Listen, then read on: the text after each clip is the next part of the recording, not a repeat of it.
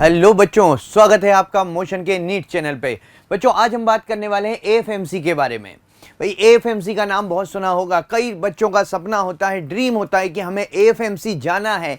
AFMC जो कि armed force medical college है, जो कि पुणे में है।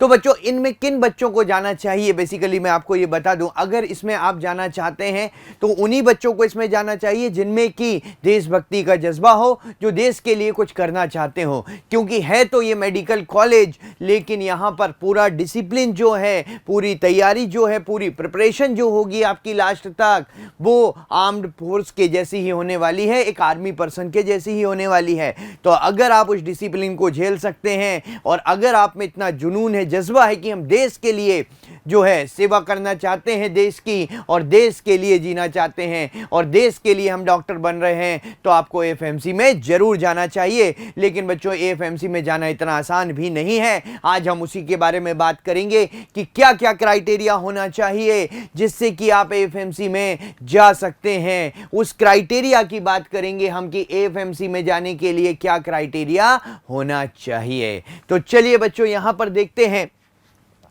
ये तो एएफएमसी कॉलेज का इंट्रोडक्शन है कि कहां पर है। ये पुणे महाराष्ट्र में है। AFMC armed force medical college है, जहां पर आप डॉक्टर बन रहे हैं। ना केवल डॉक्टर बन रहे हैं, बल्कि आप आर्मी के लिए सर्विस देने वाले डॉक्टर बन रहे हैं। आप ऐसे डॉक्टर बन रहे हैं जिसमें आपकी पूरी तैयारी आर्मी पर्सन के जैसे ही कराई जाएगी, लेकिन आपको स्पेशलिस्ट जो बनाया जाएगा वो मेडिसिन की फील्ड में बनाया जाएगा। देखिए, यहां पर हम देखते हैं टोटल किस तरह से कितनी सीट्स हैं। पहले इसकी बात कर लेते हैं, कैसे ये कैंडिडेट को शॉर्टलिस्ट करते हैं। तो देखिए, होता क्या है, जब आप नीट का एग्जाम देते हैं, देखिए प्राइमरी एग्जाम नीट है, अलग से कोई एग्जाम नहीं है। जब आप नीट का एग्जाम आप देंगे, उसके बाद रिजल्ट आएगा, उसके बाद काउंसलिंग के लिए जब फॉर्म भरवाया जाएगा, तो काउंसलिंग में आपसे टिक करवाया जाएगा कि कितने लोग एएफएमसी में जाने में इंटरेस्टेड हैं। ठीक है, तो काउंसलिंग जब होगी तो वहां पर टिक करवाया जाएगा कि कितने लोग एएफएमसी में जाने में इंटरेस्टेड हैं। काउंसलिंग के फॉर्म में जब काउंसलिंग के लिए आप रजिस्टर करोगे, तो वहां पर अगर आपने टिक किया है तो ऐसे कैंडिडेट को वो सेलेक्ट करेंगे जिन्होंने एएफएमसी में इंटरेस्ट दिखाया है। और टोटल 1880 के आसपास कैंडिडेट का सिलेक्शन शॉर्टलिस्ट किया जाता है। सिलेक्शन तो क्या कहें, शॉर्टलिस्ट होते हैं, जिसमें से 1490 के आसपास बॉयज होते हैं और 390 गर्ल्स होती है जो शॉर्टलिस्ट की जाती है। क्योंकि शॉर्टलिस्ट का मतलब ये नहीं है कि आपको एएफएमसी में दाखिला मिल गया, एएफएमसी में एडमिशन मिल गया। अभी आगे भी प्रोसीजर होने वाला है। अब आप शॉर्टलिस्ट हो गए, उसके बाद जिस भी मार्क्स पे ये खत्म हो गए, ठीक है, उसके बाद क्या होता है कि यहां पर देखिए टोटल सीट्स के अकॉर्डिंग कि बॉयज कितने बॉयज को एडमिशन मिलने वाला है 115, गर्ल्स कितनी 30, इनको मतलब 145 सीट्स हैं यहां पर एएफएमसी में। बॉयज के लिए थोड़ी ज्यादा है, गर्ल्स के लिए कम है। इसलिए कट ऑफ देखिए कि बॉयज के लिए जो कट ऑफ है 620 के आसपास जाती है, 620 625 के अराउंड जाती है। और गर्ल्स के लिए अगर हम कट ऑफ की बात करें तो 630 640 के आसपास जाती है। गर्ल्स के लिए कट ऑफ ज्यादा है, क्योंकि गर्ल्स के जो नंबर ऑफ सीट्स हैं वो क्या है, यहां पर कम है। तो पहले तो आपको शॉर्टलिस्ट किया जाएगा, किस बेसिस पर, नीट के मार्क्स के बेसिस पर, कि जितने लोगों ने टिक किया होगा, एएफएमसी में जाने की इच्छा जाहिर की होगी काउंसलिंग के फॉर्म में, उनमें से 1880 कैंडिडेट शॉर्टलिस्ट होंगे। जिस भी मार्क्स पर वो आके रुक जाएंगे, वहां पर इसका जो है मतलब इसकी एक तरह से कट ऑफ हो गई। ठीक है, अब इसके बाद भी अब इनमें से बाकी कैंडिडेट जो है उनको कैसे बाहर किया जाएगा और किन कैंडिडेट को अंदर लिया जाएगा, हम उनकी भी अभी बात करेंगे। ठीक है, अब देखते हैं यहां पर। तो देखिए, एलिजिबिलिटी की बात करते हैं अपन। ठीक है, यहां पर आते हैं एलिजिबिलिटी पे। एलिजिबिलिटी क्या है पहले ये समझ लेते हैं भाई। एलिजिबिलिटी ये है कि आपने जो है you must have also passed an examination in mathematics of 10th standard. 10th में आपने मैथमेटिक्स सभी ने पढ़ी होगी, बाद में चाहे किसी ने बायो लिया होगा या मैथ लिया होगा, 10th में तो सबके पास मैथ थी। उस मैथ में देख लीजिएगा आपके 50% से ऊपर होने चाहिए, तभी आप एएफएमसी के लिए एलिजिबल हैं। दूसरा कह रहा है कि 10+2 का एग्जाम पास किया हो with English, physics, chemistry and biology, मतलब पीसीबी हो और साथ में साथ इंग्लिश हो। 60% एग्रीगेट होना चाहिए। टोटल इनका जो एग्रीगेट परसेंटेज होना चाहिए सबका मिला के, देखिए 60% होना चाहिए, and not less than 50% marks in English, और इंग्लिश में 50% से कम मार्क्स नहीं होने चाहिए, और हर सब्जेक्ट में भी इंडिविजुअली 50% से कम मार्क्स नहीं होने चाहिए। मतलब एग्रीगेट तो 60 से ऊपर होना चाहिए, 60 होना चाहिए, लेकिन हर एक सब्जेक्ट में भी 50% से कम किसी भी सब्जेक्ट में मार्क्स ना हो। और कैंडिडेट ने 12th जो पास की हो वो रेगुलर पास की हो फर्स्ट अटेम्प्ट में, 12th जो 10+2 पास की हो वो फर्स्ट अटेम्प्ट में पास की हो, क्योंकि नीट के लिए तो हम तब भी एलिजिबल होते हैं जब 10+2 फर्स्ट अटेम्प्ट में पास नहीं होती, लेकिन यहां पर 10+2 पास तो मांगता है, लेकिन वो फर्स्ट अटेम्प्ट में ही क्लियर होनी चाहिए। एज कितनी होनी चाहिए भाई? मिनिमम 17 और मैक्सिमम 24 ईयर। यहां पर मैक्सिमम एज का भी क्राइटेरिया है, मिनिमम तो 17 है ही, ठीक है, जो कि नीट में भी है, लेकिन एएफएमसी में मैक्सिमम एज का भी क्राइटेरिया है जो कि नीट में नहीं है। मैक्सिमम एज 24 ईयर्स होनी चाहिए। मतलब आप 1 जनवरी 2001 से 31 दिसंबर 2007 तक के बीच में अगर आप बॉर्न हैं तो आप दे सकते हैं इस एग्जाम के लिए एलिजिबल हैं। मतलब दे कह सकते हैं, एग्जाम तो अपन नीट का ही दे रहे हैं, लेकिन आप इस एग्जाम के लिए इसमें एडमिशन लेने के लिए एलिजिबल हैं। तो कई बच्चे तो इसलिए रिजेक्ट हो जाते हैं, जो अपन ने फिगर पढ़ा था 1880 जो है शॉर्ट लिस्ट होते हैं, उसके बाद कई तो रिजेक्ट इसलिए भी हो जाते हैं क्योंकि उनका इनमें से कोई ना कोई क्राइटेरिया मैच नहीं कर रहा होता। तो आप जब काउंसलिंग का फॉर्म भरें, एएफएमसी में जाने की इच्छा जाहिर करें, तो एक बार देख लीजिए पहली बात तो कि क्या सारा क्राइटेरिया अपना मैच कर रहा है। क्या मेरे 10th में मैथ्स में 50% से ऊपर मार्क्स थे? क्या मेरे 12th में मैंने फर्स्ट अटेम्प्ट में पास किया है, और 12th में पीसीबी और इंग्लिश का एग्रीगेट 60% से ऊपर है, और हर एक सब्जेक्ट में 50% से ऊपर मार्क्स हैं कि नहीं है, और 12th फर्स्ट अटेम्प्ट में ही पास हुई। क्या मेरी एज 17 to 24 ईयर्स के बीच में है?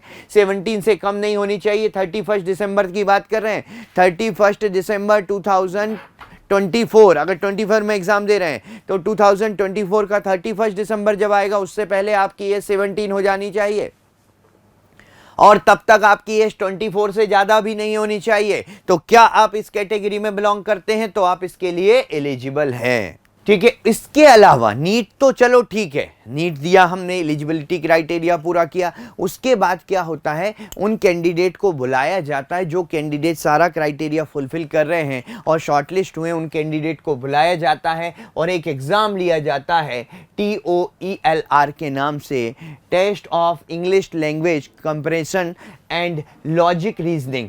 इसका एक टेस्ट होता है जो कि 40 क्वेश्चंस जिसमें आते हैं, ये आपको वहां पर बुला के लिया जाता है। आपको जब काउंसलिंग होती है उसके बाद आपको कॉल किया जाता है, एएफएमसी की तरफ से लेटर आता है, आपका वहां स्वागत किया जाता है, उसके बाद आपका TOELR एग्जाम होगा जिसमें कि टोटल 40 क्वेश्चन आएंगे। 20 क्वेश्चन तो इंग्लिश के आएंगे, जनरल इंग्लिश ग्रामर वगैरह के क्वेश्चन होते हैं, डरने वाली बात नहीं होती, ठीक है। प्रीवियस ईयर के पेपर देखेंगे आपको समझ में आ जाएगा। और 20 क्वेश्चन लॉजिक रीजनिंग के होते हैं, हर क्वेश्चन के जो हैं वो 2 मार्क्स होते हैं, तो टोटल मार्क्स 80 होता है, और गलत क्वेश्चन की नेगेटिव मार्किंग जो है 0.5 जो है आधा मार्क्स जो है गलत करने पर कटता है, और 30 मिनट का टाइम दिया जाता है इन 40 क्वेश्चन को करने के लिए। उसके बाद एक और साइकोलॉजिकल असेसमेंट टेस्ट होता है जो कि जिसमें 60 क्वेश्चन आपको 30 मिनट में पूछे जाते हैं। एक्चुअली ये जो टेस्ट होता है इसके कोई मार्क्स नहीं होते, जस्ट जनरल एक जो है 1-to-1 इंटरेक्शन होता है, एक तरीके से ये मान सकते हैं, जिसमें वो आपकी साइकोलॉजी चेक करते हैं, और साइकोलॉजी चेक करते हैं आपसे किसी भी सोशल टॉपिक पे या पॉलिटिकल टॉपिक पे वो चर्चा करते हैं, और आपको 5 ऑप्शन देते हैं कि आप बोलिए ये स्ट्रांगली एग्री हैं, या फिर न्यूट्रल हैं, या डिसएग्री हैं, या स्ट्रांगली डिसएग्री हैं। ऐसे 5 ऑप्शन होते हैं। बोलते बताइए क्या हैं आप?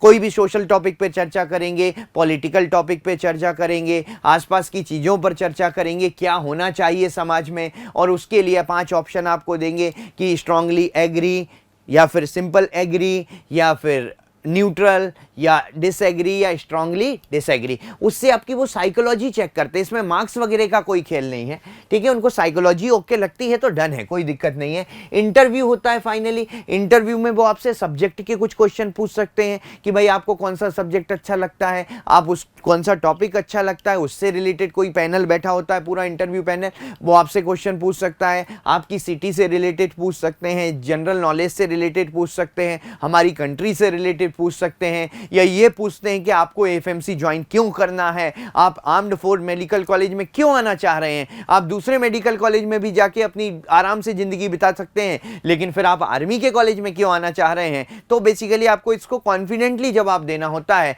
वो मेनली आपका कॉन्फिडेंस चेक कर रहे होते हैं इसमें, ठीक है। तो कॉन्फिडेंस चेकिंग वाली बात होती है।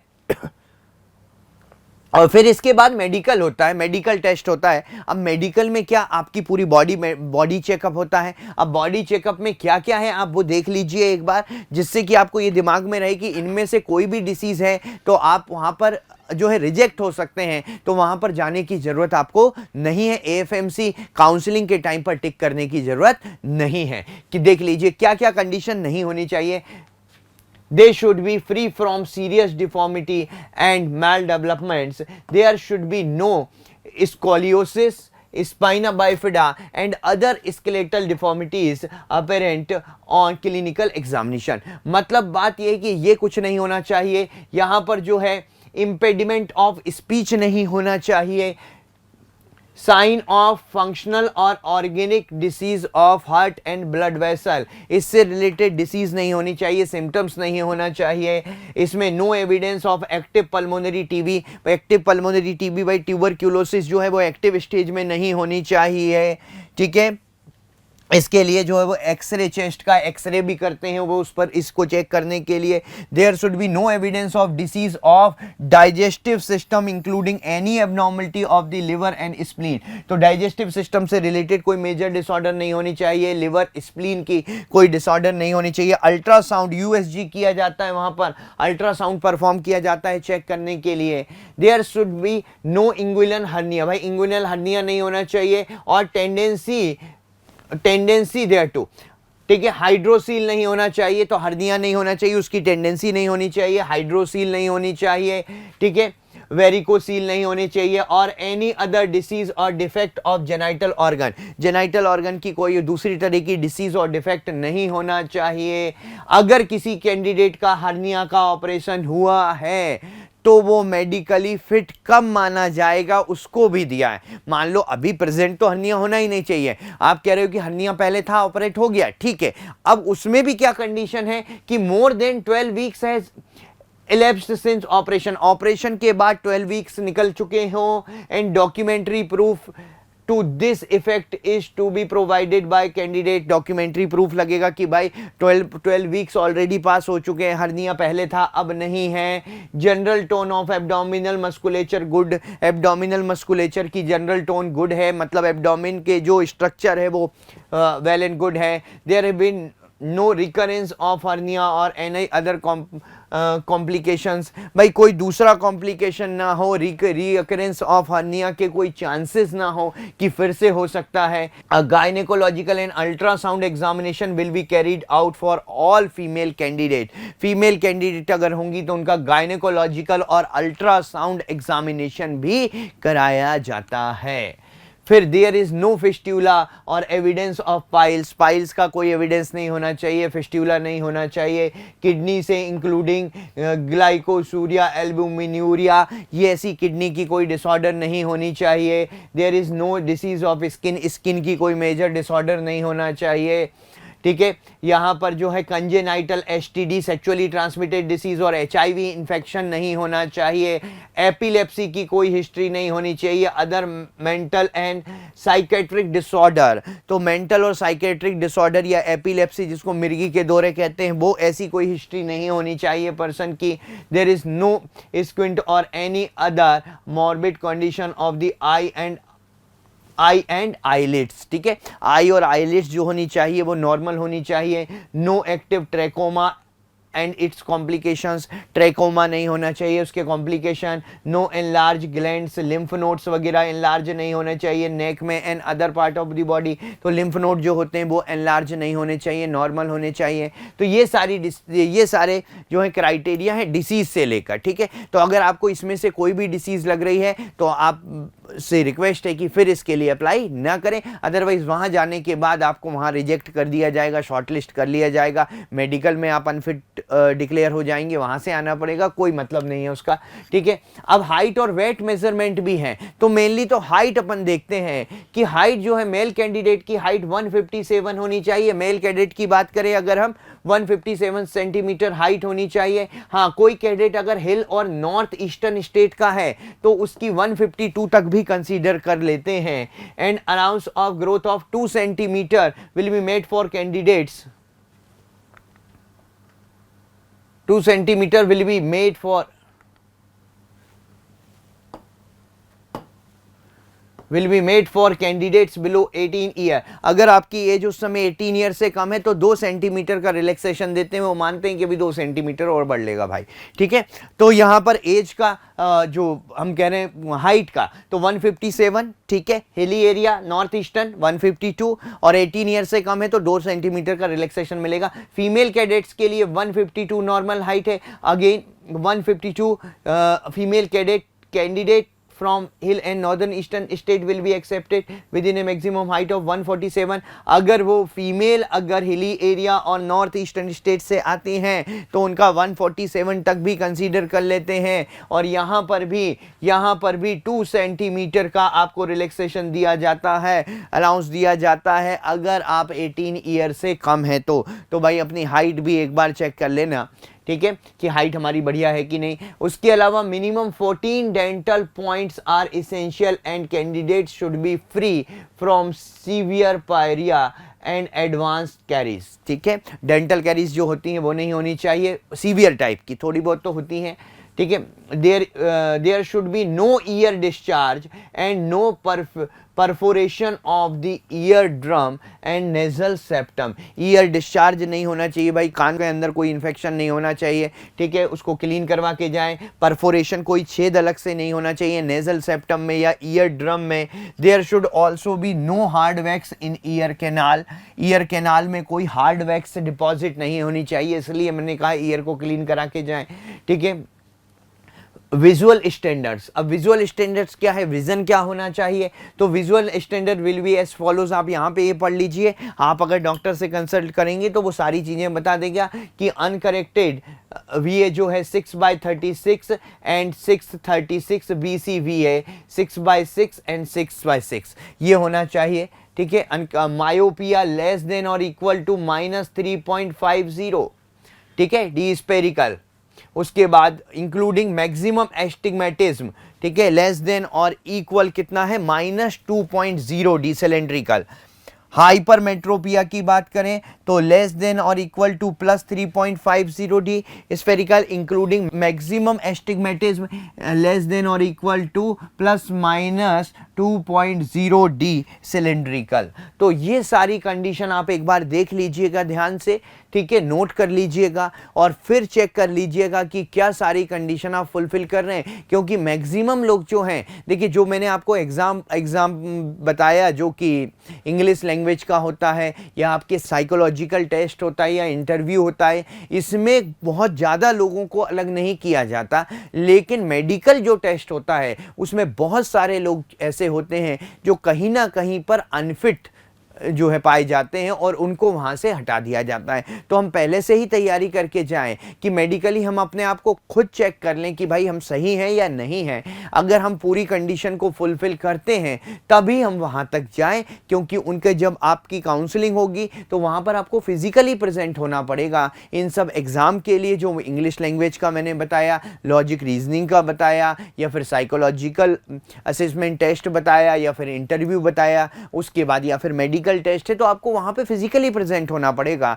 तो आप पहले चेक कर लीजिए कि अब हम पूरी तरह से फिट हैं, उसके बाद ही आप वहां पर AFMC के लिए टिक करिए। और नो डाउट जॉब बहुत बेहतर है, बहुत बढ़िया कॉलेज है, बहुत फैसिलिटी आपको मिलने वाली है, बहुत कम फीस लगने वाली है, टोटल फीस की अगर मैं बात करूं, आपको टोटल एमबीबीएस कोर्स की फीस तो 90 से 91,000 के आसपास है। और बहुत सारे अलाउंस ऐसे होते हैं जो आपको मिलते हैं। आपको स्टेशनरी वहां पे मिलती है, फ्री दी जाती है, आपको कोई कॉस्ट नहीं लिया जाता स्टेशनरी का। वहां पे आपको घर आने के लिए जो है ट्रेन का टिकट, एसी टिकट दिया जाता है। ईयरली उनका है कि कितनी बार देंगे तो उस समय दिया जाता है। वहां पर आपको हेयर कटिंग का अलाउंस अलग से मिलता है। तो बहुत सारी फैसिलिटी आपको मिलती है। और मेडिकल कॉलेज की टोटल फीस 91,000, बस इतनी ही देनी है आपको, उसमें आपका पूरा मेडिकल हो जाएगा। तो ये बात ध्यान रखिएगा। और बहुत बेहतरीन पढ़ाई होती है, बहुत बेहतरीन स्टडी है, डिसिप्लिन के साथ स्टडी है।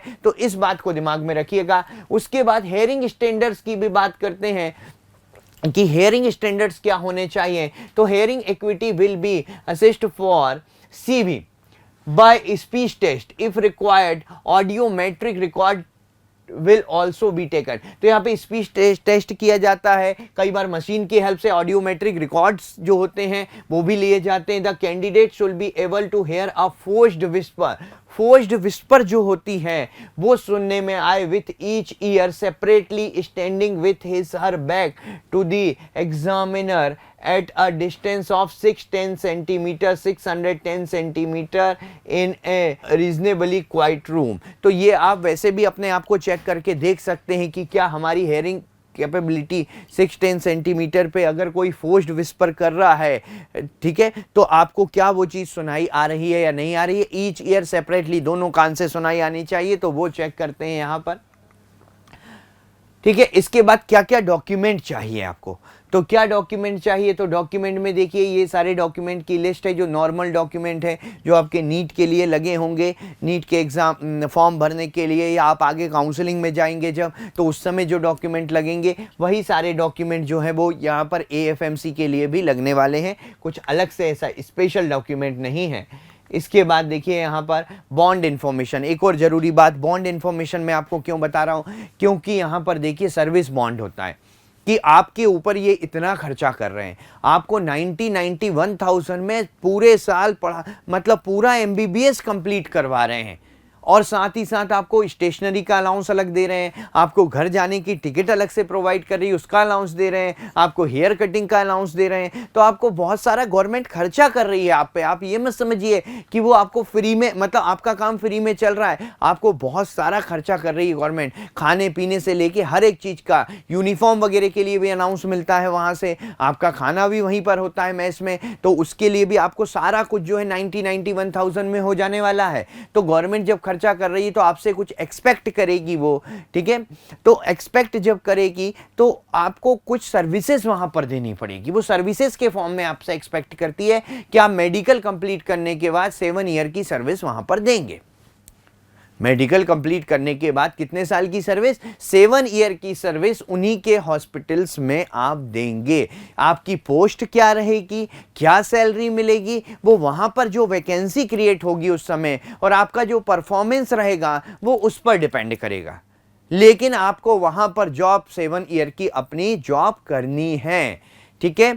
तो ये एक उनकी तरफ से फाउंडेशन है, और इसके लिए ये बॉन्ड भरवाते हैं कि 65 लाख का बॉन्ड है कि अगर आप ऐसा नहीं कर रहे हो, आप बीच में उनके कॉलेज को छोड़ के जा रहे हो, उनके हॉस्पिटल को छोड़ के जा रहे हो, तो आपको 65 लाख रुपीस उनको पे करने पड़ेंगे। अभी नहीं करने पड़ेंगे एडमिशन के टाइम पे। एडमिशन के टाइम पे तो वो बॉन्ड साइन करवाते हैं कि भाई आपको ये करना पड़ेगा अगर आप जाते हो तो। इसका मतलब कई लोग ये समझ लेते हैं हमको 65 लाख रुपीस के अभी डिपॉजिट करने पड़ेंगे। नहीं, आपको बस उस एग्रीमेंट पे साइन करना है कि हाँ अगर हम छोड़ के जाते हैं, टर्म्स एंड कंडीशन है, तो हम 65 लाख रुपीस पे करेंगे अगर हम बीच में छोड़ के जाते हैं तो ध्यान दीजिए, क्योंकि गवर्नमेंट आपके ऊपर इतना खर्चा कर रही है तो आपसे भी कुछ वो रिटर्न मांगेगी, और यही रिटर्न है कि आपकी सेवाएं वहां पर लगेंगी। उसके लिए नो डाउट आपको सैलरी पे की जाएगी, आपको पोस्ट दी जाएगी, वो अलग चीज़ है, वो देंगे वो आपको, लेकिन आपको वहीं की सेवाएं, ऐसा नहीं कि फ्री में सेवा करवा रहे हैं, वो आपको सैलरी देंगे, आपको पोस्ट देंगे,